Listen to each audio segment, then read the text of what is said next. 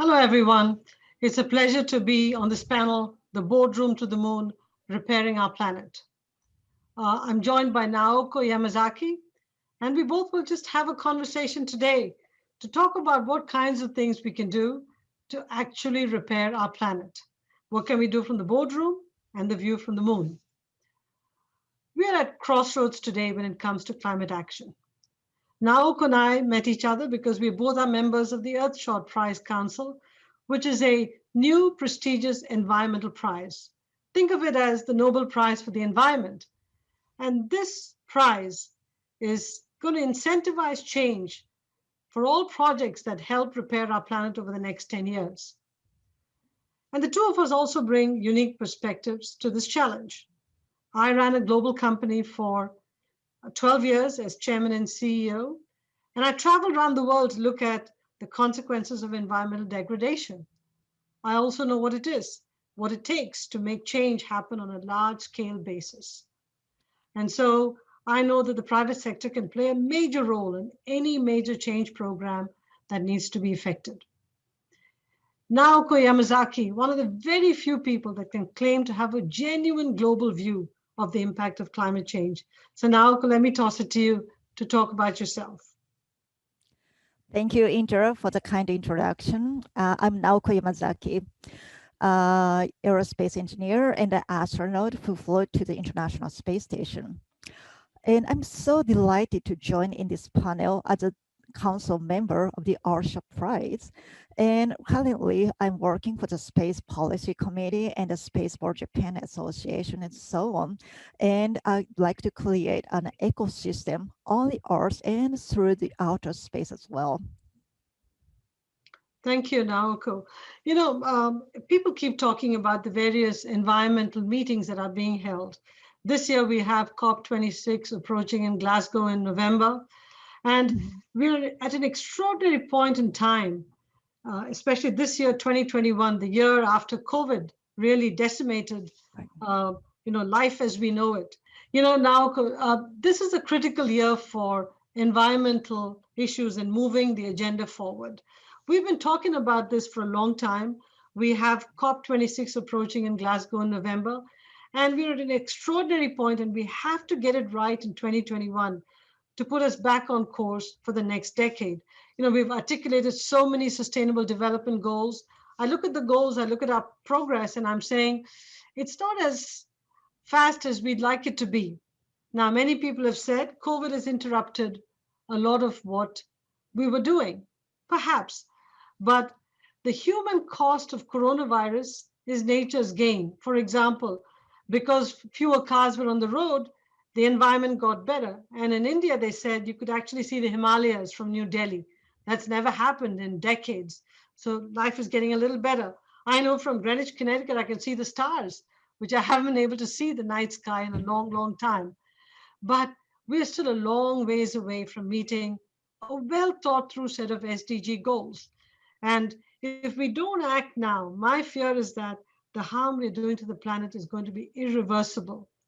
But we can't do it on a country by country basis. We have to come together and do it on a global basis because climate knows no boundaries. Climate is not a country by country issue, it's a global issue. So we have to really think about how we use the momentum that came out of this experience with COVID and a pandemic to foster a renewed sense of purpose and action to address all of the climate issues. So I'm actually in my tummy a little bit optimistic, but overall a little worried that we're not moving as fast. What do you think, Naoko? Yeah, good point, Indra. When I saw the Earth from space, I was so surprised by its beauty and at the same time by its fragileness. I was astonished how thin the layer of the atmosphere is, and it all protects all the life on the Earth. And at the same time, we could see some damages that human has brought on its home, like air pollution, forest fires, and impure water, and so on. So we can closely monitor those impacts we are having on our environment. Then we get aware of the environment. Before, I went to space, I thought space was very special and it's an admirable place for me. But once I came to space, I thought the Earth was a very special place and the Earth was an admirable place. It is special because the Earth was shining in blue. It was like an oasis in the universe. So we have to protect it. And when I returned to the Earth, I was so surprised and each fresh air and the smells of greens and the feelings of the soil, each of those elements was very precious to me. So I was not so aware of its value. They seems to be ordinary, but they are not. They are in a miracle balance. So we need to preserve it to the next generation. So that was what I strongly felt through my entire space flight. We have to put our forces together to achieve a bigger goal to protect our home planet because there are no boundaries seen from space, and the Earth itself looks like the spaceship, one globe. So we need to work together. Look, there's a lot to be done, and I think that there's a lot that can be done with private sector and governments working together. Because there's one thing the private sector does, it knows how to accelerate programs. It Mhm. also knows how to make change happen on a large scale basis. Um, I tell you, the first thing I think we almost have to do is educate people on this whole issue of climate change. Some people read climate change and say, "Oh, I'm glad it's getting warmer in the winter." That's not climate change. So it almost feels like we have to start with a re education of the population. All of the people who question uh, climate change, all of the people who are skeptics, we have to go through a large scale education of people in a very understandable way where we no longer call it climate change, but call it environmental degradation. It's a massive degradation of everything we know that keeps the planet in balance. And we Exactly. have to tell people, guys, this planet that has taken millions of years to get to where it is, we're going to destroy it in a few centuries if we're not careful. And when we get the proof, it's going to be too late. And so, in many ways, we have to go through a massive, massive, massive education. Do you think that's possible? Do you think we can educate people? Do you Yes. think people are open minded? Yeah, I think so. And I hope so. Because awareness comes first to solve the problem. And since I live in Japan, where there are so many natural disasters each year, we are, aware that as a climate change has relationship with natural disasters as well. And so to be aware of each problem, we need to, have an open mind, open eyes, and we need to eager to know. So I hope, as many people can have a view of like a broad view of the earth, and then we would realize how the climate change is a problem we all face, our own problems, not a faraway problem. So that's why I'm working for the space program. hmm the other interesting set of statistics that I saw, which I looked at those numbers and I thought, wow, these are big numbers. In the US alone, we spend $3 trillion on healthcare. $3 trillion on healthcare. That's a lot of money. But we need to spend the money because people have all kinds of infections, non communicable diseases, in addition to major illnesses that they struggle with. But if we could make the environment way better, if we could make it cleaner, the air cleaner, the water clean, make water available to a lot of people, I think if we got the population healthier, we will have so much money freed up to put it back in our economies to grow the economy in a very different way than we're used to in the past. And so, in many ways, I look at this whole issue of climate change and environmental degradation or planetary degradation along with healthcare and say the two go together. A healthy planet is healthy people. So, we have to think about how to get our education to people, linking the two factors because everybody wants to be healthy, but don't say that you can be healthy in a environment that's polluted. don't think you can be healthy when the water's got all kinds of toxic chemicals in it. So it's a it's a problem that everybody should be seeing in front of their eyes, but for some reason are choosing to ignore it. Mm-hmm. Exactly. What I like about the Earthshot Prize is, it involves all the layers from individual and private sectors and organization, the government, and the international collaboration. And each layer should have each action to take and to, educate to, everybody is basic of those kind of layers.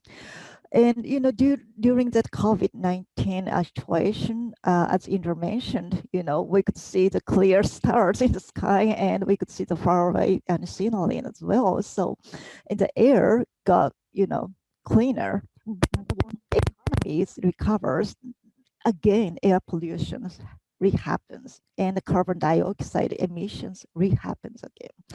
So we need the continuous efforts to save our planet. So not only just a momentum, but continuous efforts.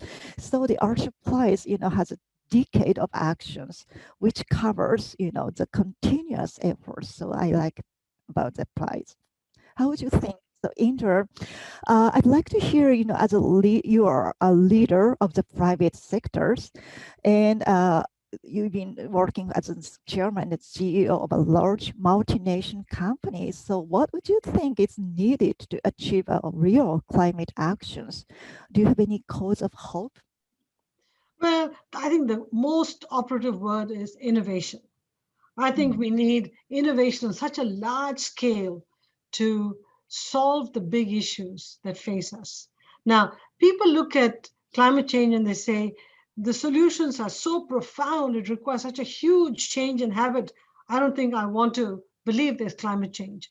So, their way of ignoring climate change is by saying we don't have a solution or we have to change how we live. I don't like both, and therefore I don't believe in climate change. It's like a funny logic.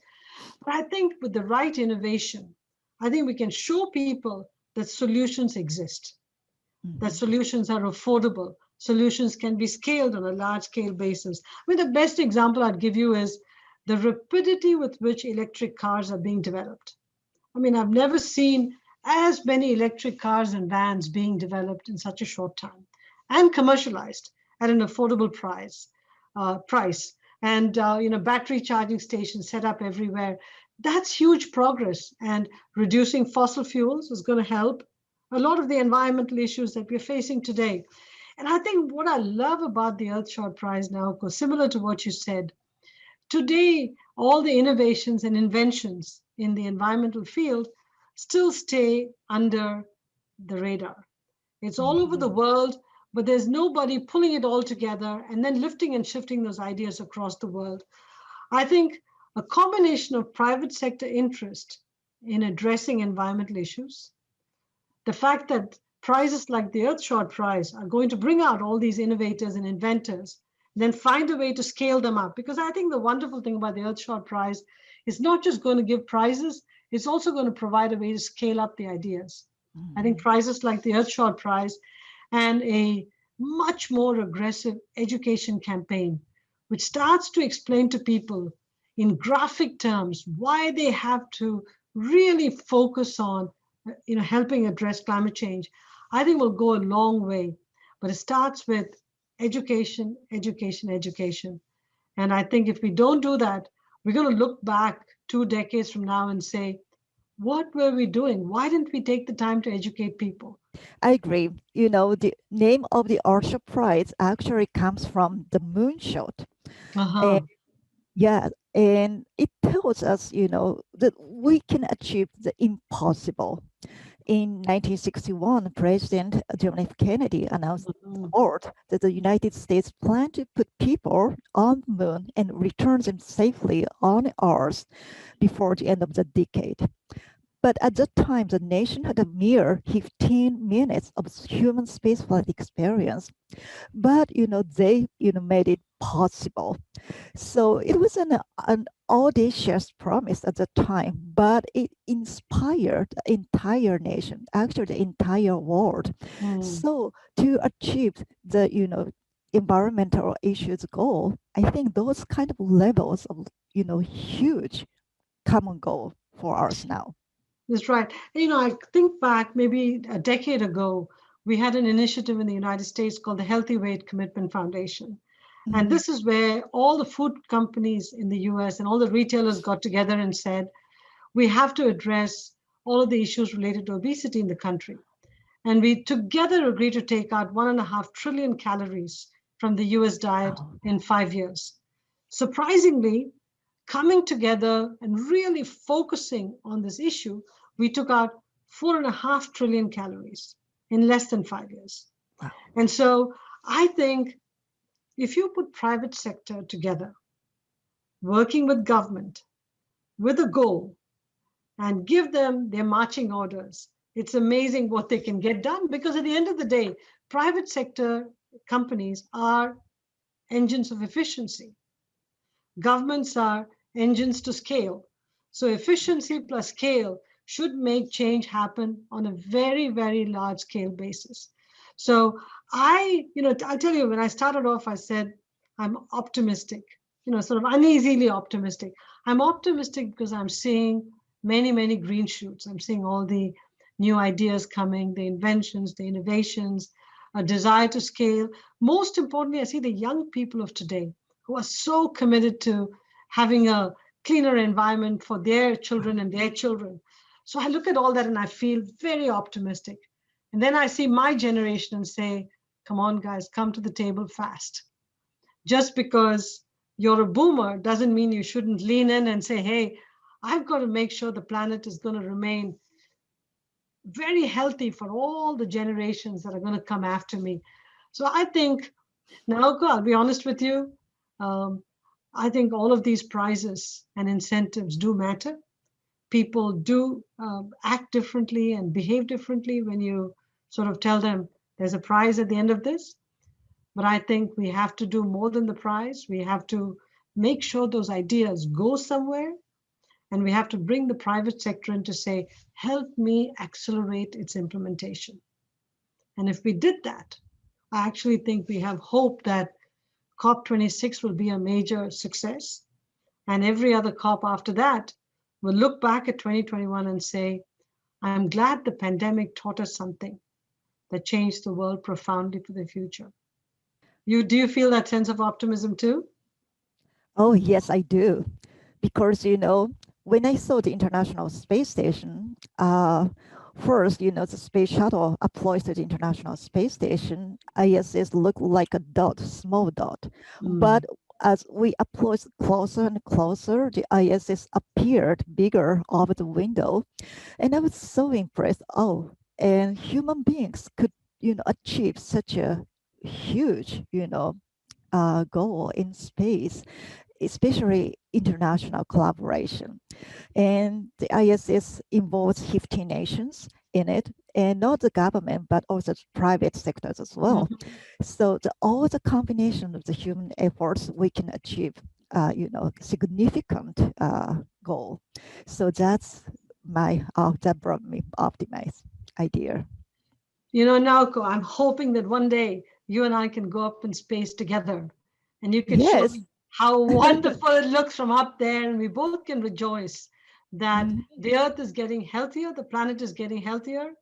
And, we can feel good about our intergenerational responsibility that we've left behind a better planet for the generations to come. So I'd Yes. love to do that one day. Yeah, that's a wonderful idea and love to do it. Space is open to everyone. Wonderful. Thank you, Naoko. It's a pleasure talking to you. Oh, thank you very much. It was so pleasure. And thank you, everyone. Yes.